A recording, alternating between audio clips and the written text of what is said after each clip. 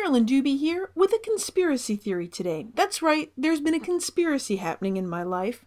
I've been spending a lot of time on the computer working on a whole lot of projects I've got in the works, and all of a sudden, several things came together and made it so I could no longer work on the computer today. I had to get into the studio and play.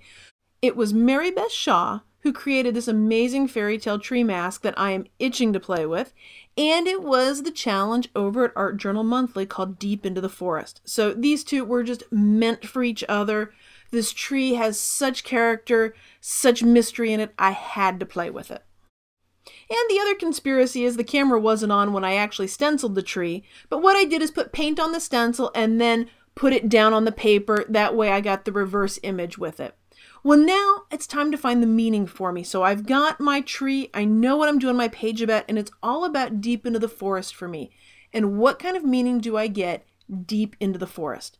Well, I started looking at my wall of words stencil, and I wanted to pick out some things that to me represent that deep in the forest when you're looking deep inside and some of the things that you see.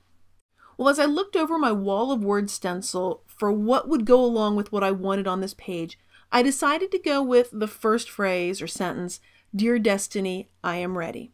So what I'm doing right now is lining it up my very fancy way by using the other lines that are in the stencil to line it up, or the other words. I know they're all straight, so I made one row of words line up on the top of the page so I knew it would be straight. Then I put some very fancy index cards to protect where I'm going to do to mask it off so that I only end up stenciling the words that I want to do.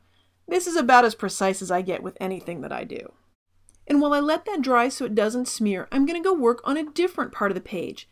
And there's a sentence that I want to use on here that says, if it scares you, it might be a good thing to try. Because the forest, can always be so deep, dark, and scary, but sometimes that's exactly what you need to deal with or go look at. So, problem is though, is it runs all the way across the stencil, and I want it to have a different look. I want more of a vertical placement with it. Not a problem, it's a stencil. I can do what I want with it. So I'm going to use that fancy masking off technique again with the index cards, and I'm just going to stencil a couple of the words in the sentence. Now the secret to getting really crisp words with this is something that's very, very difficult for me because it's called use less paint. If you use a lot of paint, it's more likely to run. So you'll notice I'm using a fairly dry cosmetic sponge. I'm tapping it off quite a bit. That way there really isn't a lot of paint that's actually doing this. It also makes it so it dries pretty quickly too. And here's my fancy way to line up the second line. I can just see the very bottom of Dear Destiny that I've already stenciled on the line above the one where I really want to stencil, which is I'm ready. That way it creates a space in between so that things aren't right on top of each other, although that looks pretty cool too. And it also lines it up relatively straight without having to worry or do any measuring, because you know me, I don't want to measure. Well, now it's time to put the rest of the words down with if it scares you, it might be a good thing to try. And what I'm doing is just deciding how many words will fit in that line, and I can break up a very long line into a short line. And it's this fancy way of lining things up as I'm using the letters in the line above, touching the very bottom of the last line stenciled to help me line it up so that it stays straight. And I'm using such a small amount of paint, it dries fairly quickly. Although I might be going a little impatiently here. There might be a risk of things actually smudging. But now we've come to the very last word in the deal. And this is the word try. So this is sort of the orphan word. It was the last one on the line. And now I'm going to do my lining up stuff. But I highly recommend while you're doing this that you actually think about what you're doing, because my mind was wandering all over the place. And as I put it down, I didn't really think about lining it up next to the word. I should have left some more space. And you'll see when this gets revealed that the word try one has way too much paint on the sponge, so I'm going to get a different look. It's going to have a heavier, runnier look. And it's right up next to try. And I thought that was just the best possible oops, because what a thing to make an oops on is the word try.